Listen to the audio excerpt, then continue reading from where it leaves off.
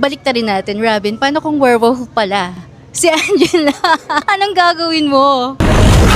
Kung werewolf siya, tapos ganyan pa din itsura niya, yung ugali niya, kung paano siya as Angela, okay lang. Hi guys, I'm with Robin and Angela here. Paano kung ikaw palang werewolf dito sa pelikulang ito? Siguro kung werewolf ako, mahihirapan ako kasi ang cute-cute niya. What if lamutakin ko siya? Joke lang. Di ba ang pangalan niya dito is Boy sa movie? Kung ikaw ang masusunod, ikaw ang writer, aside sa Boy, anong pwede mo ipangalan sa kanya? Wala akong maisip kasi bagay na bagay po yung boy. Good boy, good boy. Kasi di ba po werewolf siya, tas ang ironic lang pangalan niya boy. Kung mag-iisip man ako ng alternative na pangalan, siguro, ano bang makalumang pangalan? Miguel? Pwede. Hindi kasi pangalan po ng RM ko, Miguel. Inaasar ko lang po siya.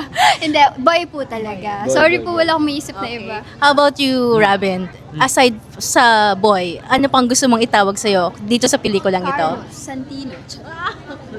Baby. Baby.